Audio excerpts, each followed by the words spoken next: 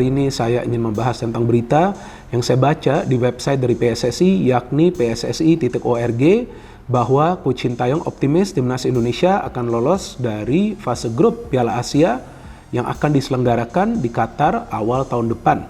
Dan potongan dari berita ini juga saya posting di akun IG saya di story-nya ya. Jadi teman-teman juga bisa melihat nanti di story akun IG saya. Dan saya sangat senang teman-teman membaca berita ini karena memang inilah berita yang saya tunggu karena saya ingin mendengar pendapat atau juga tanggapan dari Coach Sintayong tentang peluang dari timnas Indonesia di Piala Asia nanti.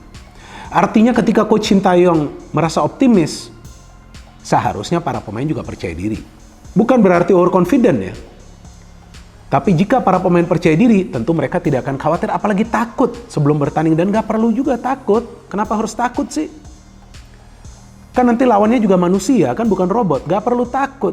Dan saya pun optimis timnas Indonesia bisa lolos dari fase grup. Tapi selain optimis, kita juga harus realistis. Artinya kita jangan memberikan beban yang besar kepada para pemain.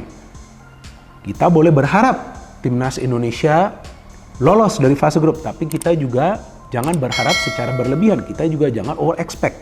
Karena yang paling penting bagi para pemain dari timnas Indonesia, mereka bermain dengan benar. Dan yang penting bagi timnas Indonesia mainnya secara taktis. Karena hanya taktiklah yang bisa melumpuhkan tim lawan. Kalau Bung Toel melihat seberapa berpengaruh datangnya Justin Hubner untuk kemudian timnas Indonesia di Piala Asia nanti? Kalau dia seorang Messi, ya pasti berpengaruh. Tapi kan dia bukan seorang Messi. Jadi Justin Hubner akan memberikan kedalaman skuad. Dia kan posisi belakang, center back, khususnya sebelah kiri. Berarti kalau bicara persaingan dengan Elkan Bagot tuh persaingannya kan. Dan dia juga generasi yang masih muda. Di atasnya kan generasi Jordi Amat, Sean Patinama, Sandy Walsh, Justin Hubner kan gelombangnya Ivar Jenner dengan Rafael Struijk. Jadi kalau bahwa itu kehadiran itu akan mengubah menjadi sebuah kekuatan, bukan itu. Kita harus melihatnya bahwa ini adalah menambah kedalaman. Nah, dari pemain-pemain yang dipilih kemarin ya ada pro kontra terjadi ya ketika Vano Lillipali tidak dibawa oleh STY dan banyak yang menyayangkan ya, kalau saya baca dari semua netizen penggemar sepak bola Indonesia itu udah ribuan yang masuk ke saya, itu semua memang mempertanyakan ini karena Vano terlepas dari usianya sudah berkepala 3 tapi dia termasuk pemain paling konsisten, paling stabil di Indonesia di Liga 1 kalau untuk ukuran pemain-pemain yang dipanggil STY ke timnas saat ini dibandingkan dengan Vano kalah. Artinya untuk di garis depan mau Dendi, mau Dimas, Hoki Caraka itu jauh. Karena kita tahu bersama bagaimana Vano mencetak 9 gol dan 11 assist bersama dengan Borneo dan melambungkan Borneo ada di puncak klasemen, salah satu tim yang difavoritkan menjadi juara di Liga 1 BRI. Memang pantas saya pikir ya kalau Vano tuh ada dalam tim dibandingkan dengan nama-nama tanpa mengecilkan ini arti dari Dendi, Dimas Derajat, tapi kalau compare itu masih Vano di atas jauh. Artinya cara dia bermain, visi bermain itu sangat baik.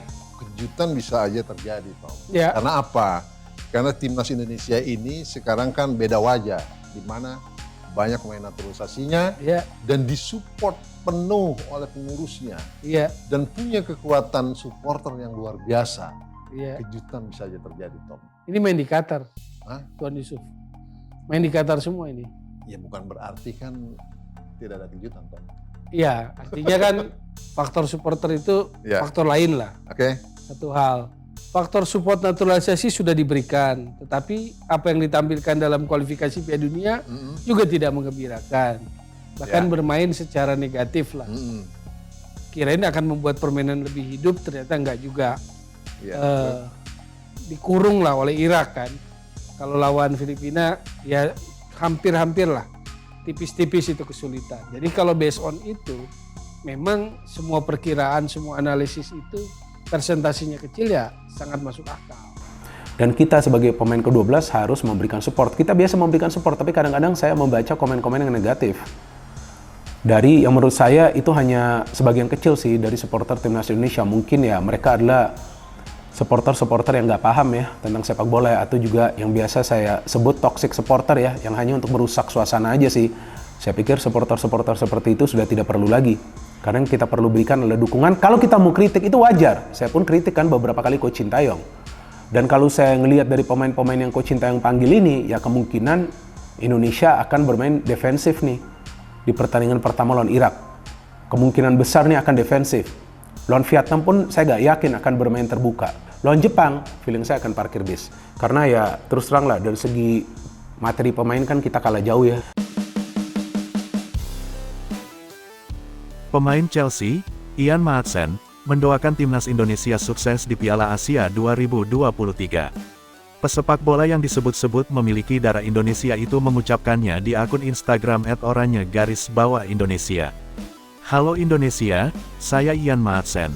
Sukses di Piala Asia, Indonesia pasti menang, kata Ian Maatsen dalam video yang diunggah akun Instagram @oranye_Indonesia. Ian Maatsen bukanlah pesepak bola sembarangan. Musim lalu ia membantu Burnley promosi ke Premier League tahun 2023 sampai tahun 2024. Setelah mengemas 4 gol dan 6 assist bersama The Clarets julukan Burnley musim lalu, Ian Maatsen ditarik pelatih Chelsea, Mauricio Pochettino. Bersama Chelsea musim ini, Ian Maatsen sudah tampil dalam 13 laga di semua kompetisi. Terlepas dari kiprah Ian Maatsen bersama Chelsea, timnas Indonesia sedang bersiap tampil di Piala Asia 2023. Demi tampil maksimal di Piala Asia 2023 Qatar yang berlangsung pada tanggal 12 Januari hingga tanggal 10 Februari tahun 2024, timnas Indonesia menggelar pemusatan latihan TC di Turki pada tanggal 21 Desember tahun 2023 hingga tanggal 6 Januari tahun 2024. Setibanya di Turki pada Kamis tanggal 21 Desember tahun 2023, Sain Patinama dan langsung menjalani latihan recovery. Latihan tak hanya dilakukan di gym, tapi juga di lapangan. Rencananya pada 2 dan tanggal 5 Januari tahun 2024, timnas Indonesia akan menggelar 2 laga uji coba kontra Libya. Libya yang saat ini menempati peringkat 120 dunia, tengah on fire mengingat tak terkalahkan dalam 5 laga terakhir.